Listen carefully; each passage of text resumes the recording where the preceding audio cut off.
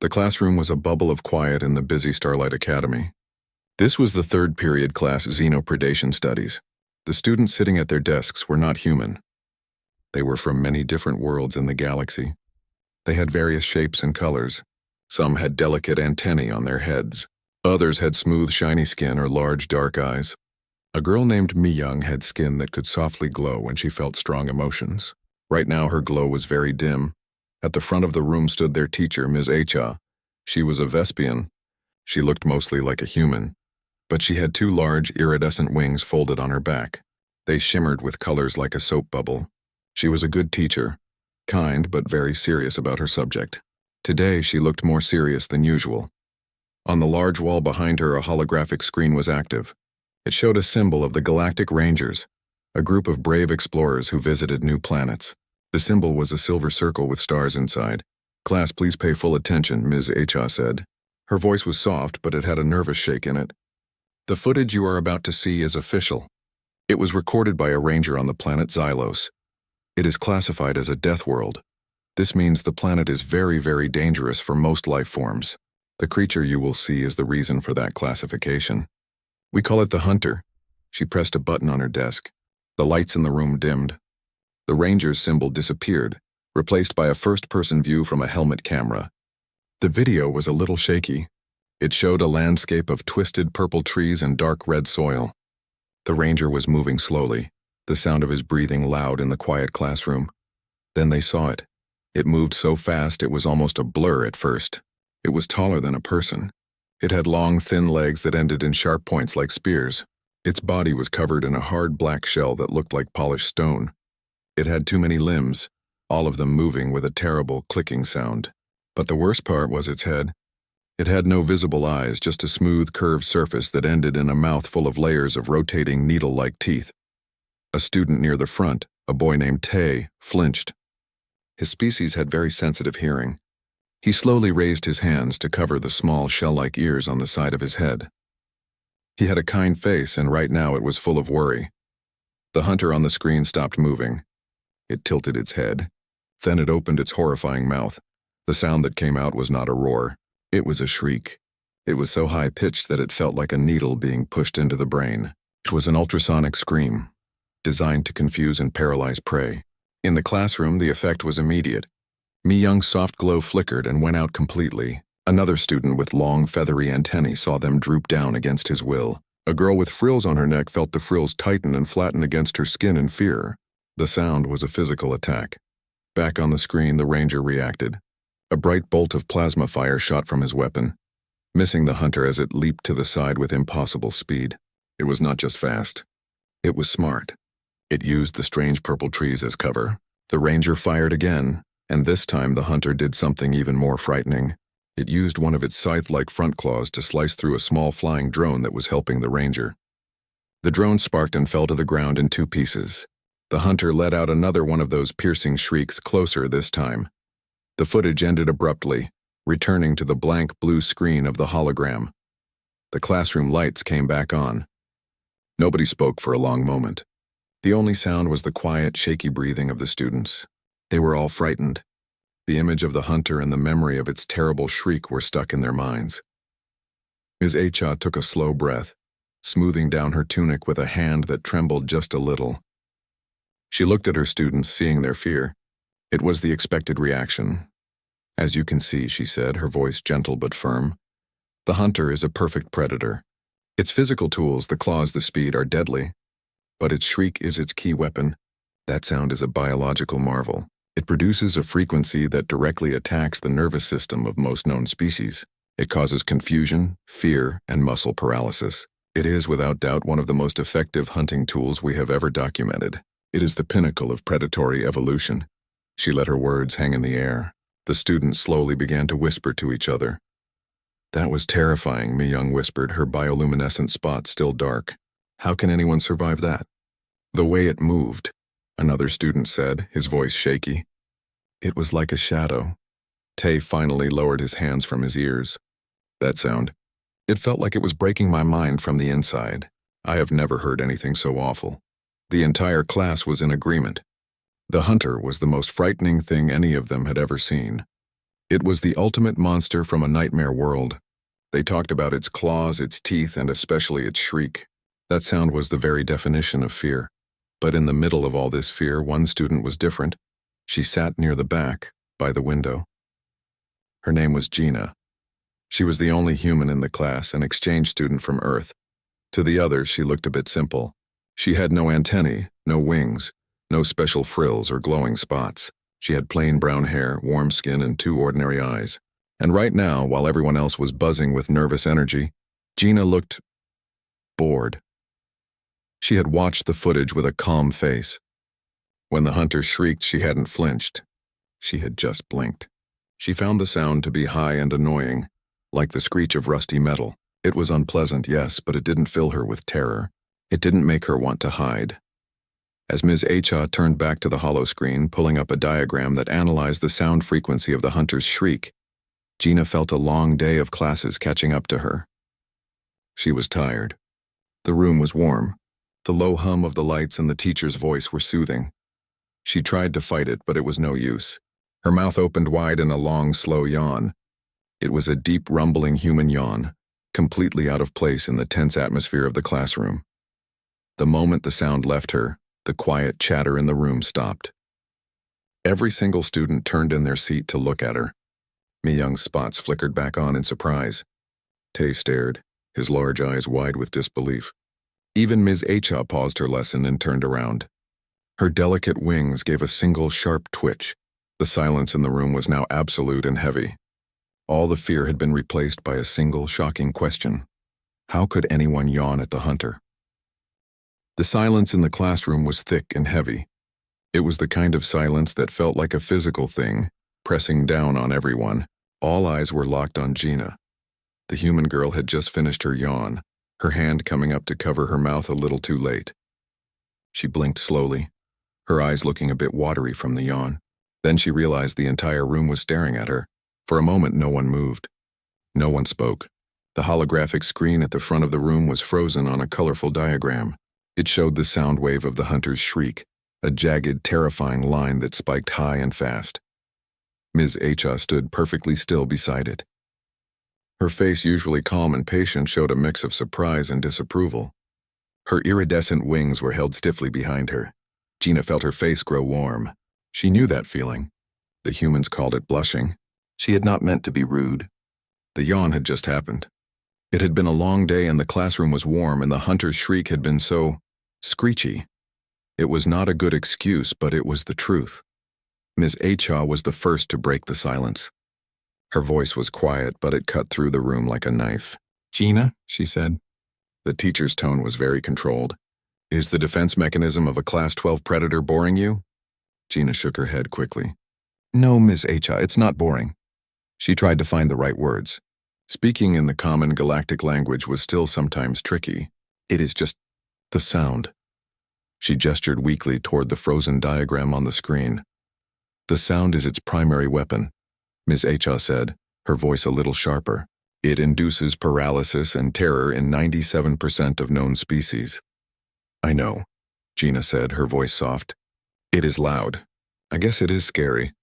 She paused, searching for a way to explain. "But it is not that scary." A wave of disbelieving whispers swept through the classroom. It was like a soft wind rustling through leaves. Mi-young's bioluminescent spots, which had been dull with fear, now flashed with bright surprise. The boy with the feathery antennae shook his head, making the feathers tremble. Tae, who had covered his ears during the video, leaned forward from his seat in front of Gina. His large, dark eyes were wide with confusion. "Not that scary?" he repeated, his voice hushed. "Gina, that sound, it shatters synapses. It attacks the mind directly." Gina looked at his earnest, worried face. She did not want to argue. She just wanted to explain. "It is very high," she said, pointing to her own ear. "And sharp, like broken glass. But the thing that lives in the creek behind my house, its sound is way worse." She said it so simply, so matter-of-factly, as if she were comparing two different types of fruit. The whispering stopped again. The class was now more focused on Gina than they had been on the hunter. The terrifying creature from Xylos was momentarily forgotten. What could possibly live behind a human's house that was worse than a hunter? Ms. H's stern expression shifted. Her curiosity as a scientist was now fighting with her displeasure as a teacher. She walked slowly toward Gina's desk. "What could possibly be worse, Gina?" she asked, making a quote mark in the air with her fingers. "The hunter's shriek is a biological marvel of sonic warfare." Gina thought for a moment. How could she describe it? The words in the common language did not seem strong enough. "It is not high like that," she said, nodding toward the screen. "It is low. Very, very low. You do not just hear it with your ears." She put a hand on her own chest. "You feel it in here, in your bones. It makes your teeth feel funny, like they are vibrating. When you hear that sound at night, you just know something big is out there, and it is." Annoyed. She remembered the time she had lain in her bed, listening to that deep, rumbling call echo from the woods. It was the sound of her childhood summers. Tay looked fascinated. "You have such a creature. Near your home? And you are not taken away to a safe zone?" Gina almost smiled. "It is just an amphibian. We call it a bullfrog. Mostly they just eat insects and smaller frogs. They are harmless to people." She saw the disbelief on every face. "Really, they are." Mi Young spoke up, her voice timid. "But the sound—" "You said it was worse." Gina nodded. She hesitated, then reached into her bag and pulled out her personal data pad. It was a simple human model, a little bulky compared to the sleek galactic tablets the others used. "My brother thought it was funny. He recorded the sound once from my bedroom window last rainy season." She swiped through a few files. "It is not a great recording." The window was closed. She held up the data pad and looked at Ms. Cha. "Can I—" The teacher looked from Gina's earnest face to the stunned faces of the other students. This was a distraction, but it was also a teaching moment she could never have planned. She gave a slow single nod. "Very well. Let us hear this backyard sound." A new kind of tension filled the room. It was not the cold fear of the hunter, but a buzzing, nervous anticipation. What kind of sound could a human girl find more frightening than a sonic paralysis weapon? Gina found the audio file. She took a deep breath. "Okay, here it is." She pressed play. For a few seconds, there was only the soft, fuzzy sound of the recording.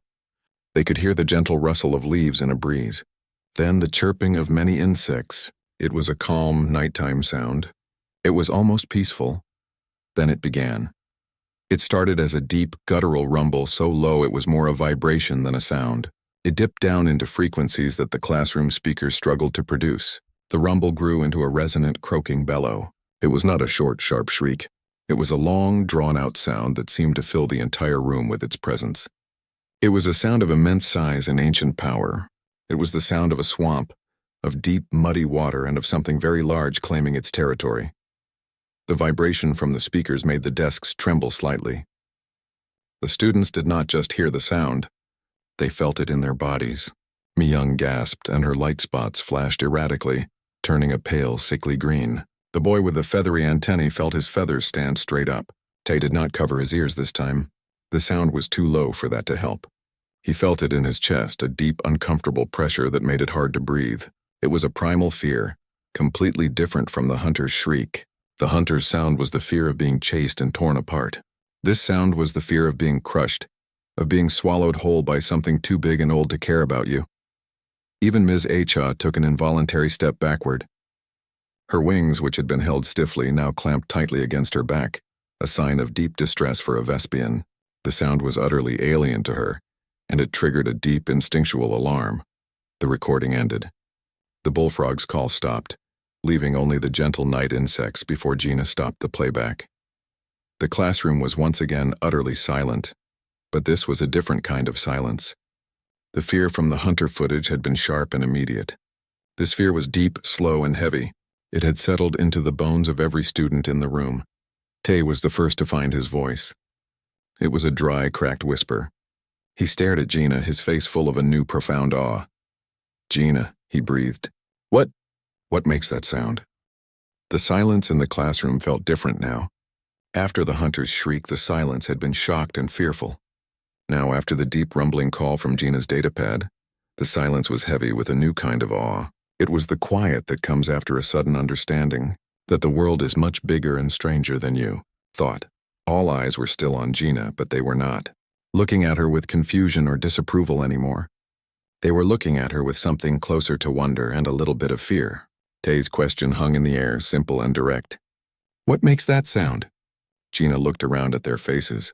She saw the wide eyes, the tense postures. She realized that to them, the bullfrog was as terrifying as the hunter had been to her. It was a strange thing to realize. She put her datapad away carefully. "It is a bullfrog," she said again, her voice calm and matter-of-fact. "Like I said, it is an amphibian. It lives in water and on land." She tried to think of how to describe it in a way they would understand. "It is mostly a big lazy thing. It sits in the water or in the mud all day. It eats flies and moths and sometimes smaller frogs. It is not fast. It does not have sharp claws." Mi-young shook her head, her glowing spot still a nervous pale green. "But the sound. It is so powerful, it must be huge." Gina held her hands about the length of a notebook apart. "The big ones are about this size, but most are smaller." A wave of disbelieving murmurs went through the class. The idea that such a small creature could produce such an immense chest-rattling sound was unbelievable. The hunter was huge and fast and had a body built for killing.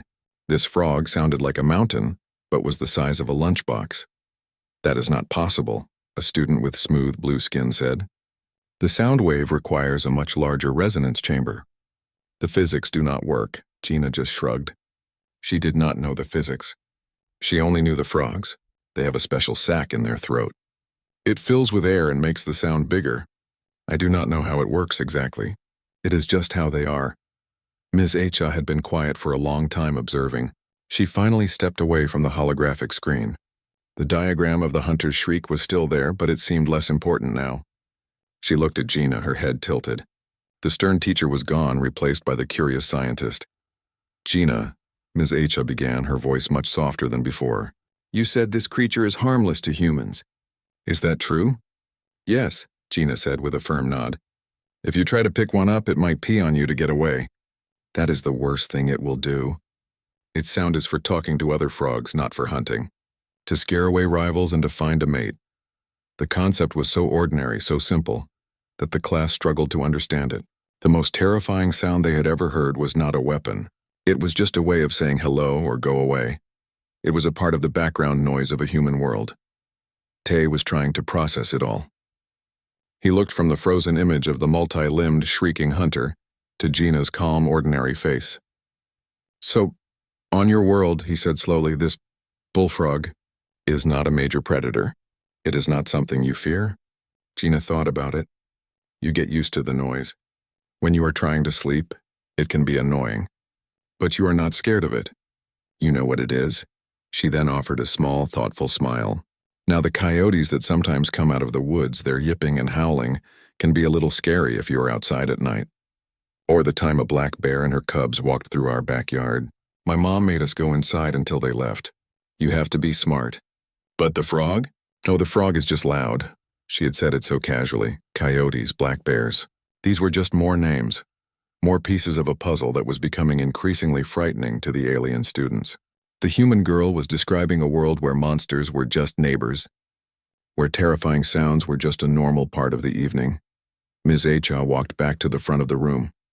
She looked at the diagram of the hunter's shriek. The jagged high-frequency line looked weak and insignificant compared to the memory of that deep, resonant bellow. She pressed a button and the diagram vanished, leaving the screen blank.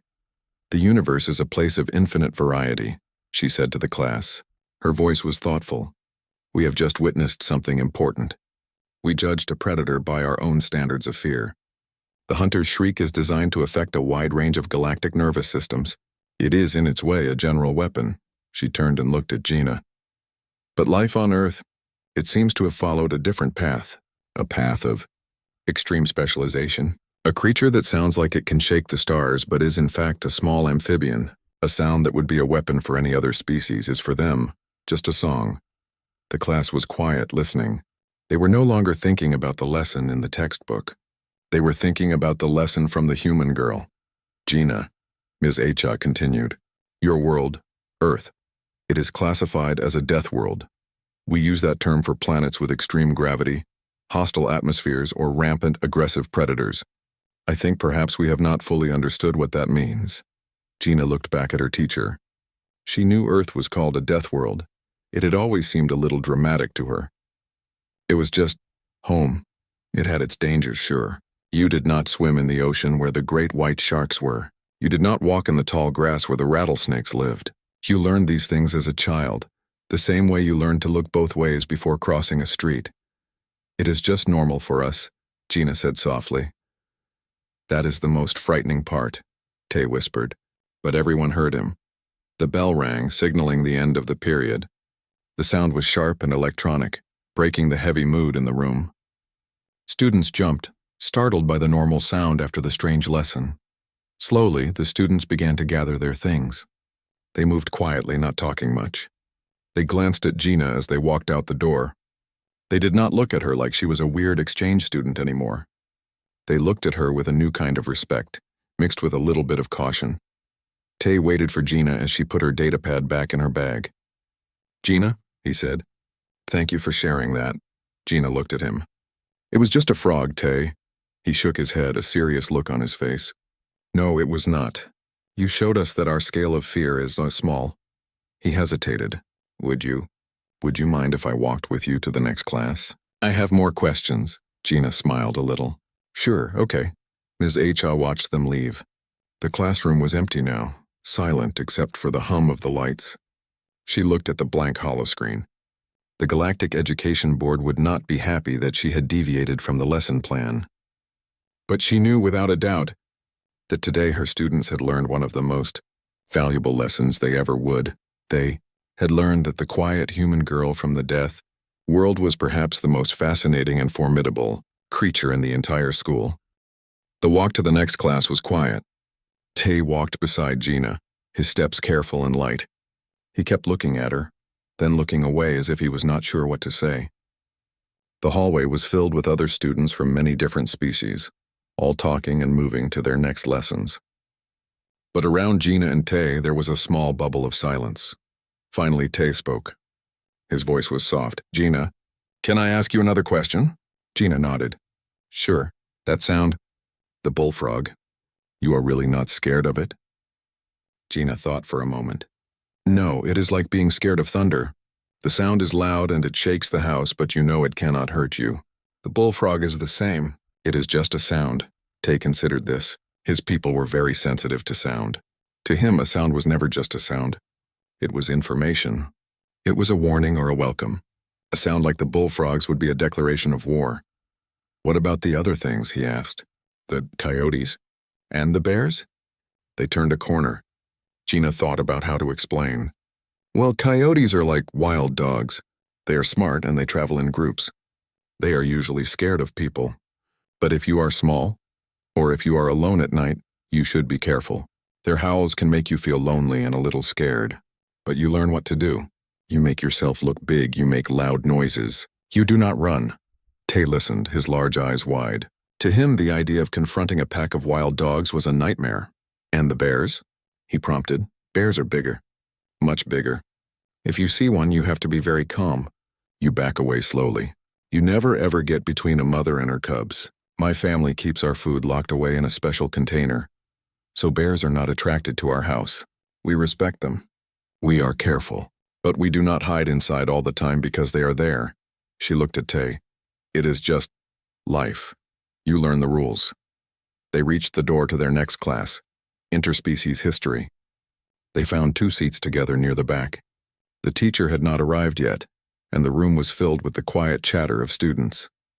But Gina noticed something different. A few of their classmates from xenopredation studies were there. They were not talking to each other. Instead, they were looking at her. When she met their eyes, they quickly looked away. It was not a mean look. It was a look of curiosity and a little bit of fear. Mi Young was sitting a few rows over. She saw Gina and gave a small, hesitant smile. Gina smiled back. Mi Young's spots glowed a soft, warm yellow for a second before she turned around. Tay leaned closer to Gina. "They do not know what to think of you," he whispered. "What do you mean?" Gina asked. "You showed them that a human's normal is different from our normal. The hunter was the most frightening thing we had ever seen. But you have things on your world that sound more frightening, and you are not even scared of them. It makes them think." "Think what?" Tay paused, choosing his words carefully. "It makes them think that if you are not scared of the bullfrog, then maybe you are not scared of anything. Maybe Maybe humans are the most dangerous thing of all. Gina was quiet. She had never thought of it that way. To her, humans were just people. They got scared. They felt happy and sad. They were not monsters. Before she could answer, the history teacher arrived and the lesson began. The teacher, a tall being with long, thin arms, started talking about ancient trade routes between star systems. But Gina found it hard to concentrate. She thought about her home. She thought about the creek behind her house and the sound of the bullfrogs on a summer night. She thought about the fireflies that lit up the backyard like tiny stars. She thought about the smell of rain on hot pavement. It was a beautiful, peaceful place. It was not a scary place. She realized that her classmates only saw the danger. They did not see the beauty. They heard the bullfrogs roar, but they did not understand that it was part of the music of the night. They heard about bears and coyotes, but they did not understand the quiet respect her family had for the wild things around them. The history teacher's voice droned on. Gina looked out the window at the alien sky. It was a pale lavender color, with 2 small moons visible even during the day. It was beautiful, but it was not home. She felt a sudden sharp longing for Earth, for the simple, ordinary things. She missed the sound of the bullfrog. She missed the green of the trees and the blue of the sky. She also felt alone. She was the only human for light years around. No one here understood what her world was really like. They only saw the label, Death World. When the history class ended, Tay walked with her again. "Are you okay, Gina?" he asked. He could see she was quiet. "I'm fine," she said. I think they have the wrong idea about Earth. It is not a planet full of monsters. It is my home. It is beautiful." Tay nodded slowly. "I believe you. But you have to understand. For us, the things you describe are from scary stories." You yawned at the hunter. "That is something no one else in this school could do. It changes how people see you." They walked in silence for a while. Other students moved out of their way as they walked. It was not on purpose, Gina thought. It was just a subtle shift. They were giving her space. As they approached the cafeteria, a group of older students was standing near the door. One of them, a tall Vespian like Ms. Acha but with darker wings, looked at Gina. He had heard the story. The whole school had probably heard the story by now. He smirked at his friends. "So that is the human," he said, just loud enough for them to hear. "The one who is not scared of hunters. I heard she keeps a pet that eats metal." Gina stopped walking. She felt her face get warm again. She was not angry, but she was tired. Tired of the whispers. Tired of being misunderstood. Tay looked nervous. "Do not mind him, Gina." But Gina turned and looked directly at the older student. She did not say anything. She just looked at him with her calm, ordinary human eyes. The Vespian student's smirk faded. He held her gaze for a moment, then looked away, uncomfortable. There was no threat in her look. There was no anger. There was just a quiet, steady confidence. It was more unsettling than any glare could have been. Gina turned back to Tay. "I am hungry," she said. "Let us get some lunch." And she walked into the cafeteria, leaving the older students in a silence that was becoming very familiar to her. The cafeteria was a large circular room with a high ceiling. Tables were arranged in loose groups, and usually, the different species sat together. Gina always sat at a small table by a large window that looked out over the academy's crystalline gardens. She was used to eating alone. Today was different. Tay sat with her.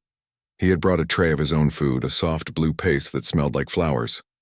Gina was eating a sandwich she had made in her room.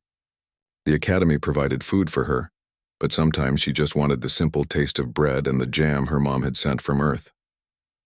They ate in comfortable silence for a few minutes. Gina could feel the eyes on her.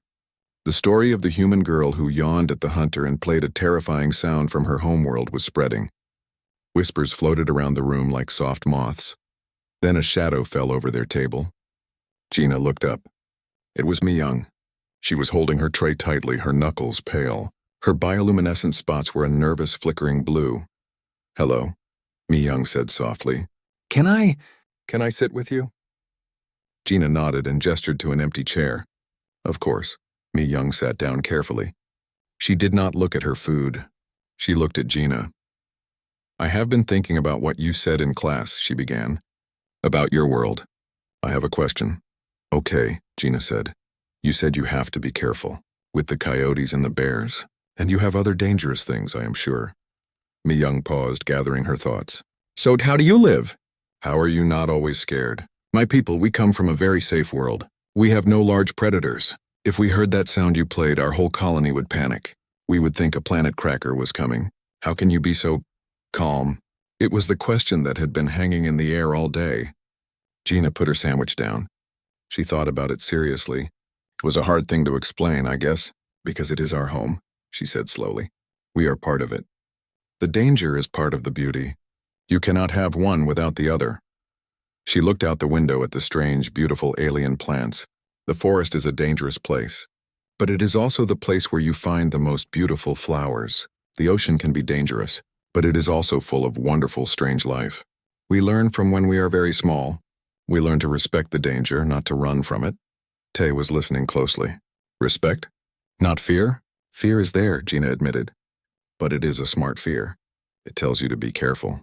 It does not tell you to hide forever. My dad taught me that. He said, the world is not out to get you, Gina, but it is not your playground either. You have to pay attention. She looked at Mi-young. Where you see a monster, we see an animal. It is just trying to live. It is not evil. It is not a demon. It is just a bear. It is just a frog. We give them space and they give us space, most of the time. Mi-young's spots slowly shifted from a nervous blue to a thoughtful, softer green. So you do not fight them? You do not try to make them all go away? Why would we? Gina asked, genuinely surprised. They belong there. They were there before we were. If we destroyed every dangerous thing, there would be nothing left. The world would be empty and boring. This was a new idea for both Tay and Mi-young. On their world, safety was the most important thing. Danger was something to be removed like a weed. The idea of living with danger, of allowing it to exist beside you, was strange and a little bit brave. Another student, the one with the blue skin from their class, had been listening from a nearby table. He slowly stood up and walked over. His name was Kaito. I am sorry for listening, he said, but I have a question too. This respect. Does it mean humans are very strong? Stronger than the bears? Gina almost laughed, but she stopped herself. She could see he was serious. No, she said, not at all. A bear is much, much stronger than a person. It is faster too. We are not strong like that. We are smart. We are careful. We use tools. We build houses that keep us safe. We learn and we teach each other. That is our strength. It is not in our claws or our teeth. It is in here. She tapped the side of her head. Kaito nodded slowly, his blue skin shimmering as he thought. So your power is knowledge and adaptation. I guess so, Gina said. We are not the biggest or the fastest, but we can live in the coldest places and the hottest places. We can figure things out. The bell rang for the next period. The spell was broken. Students began to get up and clear their trays. Mi-young stood up.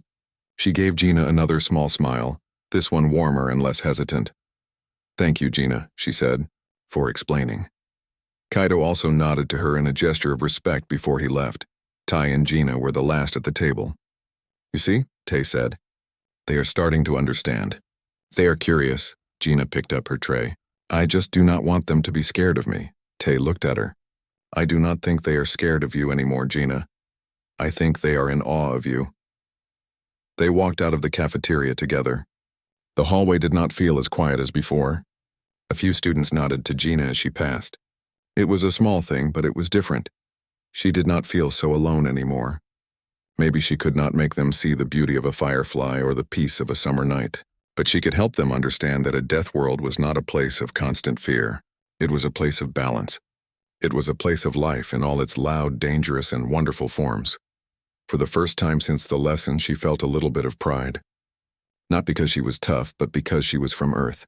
And Earth, she realized, was a very special place. The final bell rang, signaling the end of the school day. Students poured out of classrooms, their chatter filling the hallways with a sound like rushing water. Gina gathered her things slowly. The day had felt very long. She was tired from all the talking and all the looks. Tay walked with her to the main entrance of the academy. The large doors slid open with a quiet hiss. Outside, the pale lavender sky was beginning to darken and the two small moons glowed brightly. Today was different, Tay said, breaking the comfortable silence between them. Gina nodded. Yes, it was. Will you be okay? He asked. He looked genuinely concerned. I will be fine, Gina said, and she meant it. It is just school. They said goodbye and Tay headed towards the public transport hub. Gina turned and started walking down the path that led to the student dormitories. The path was made of a smooth, white stone that seemed to glow in the fading light. Strange, sweet-smelling flowers grew along the edges.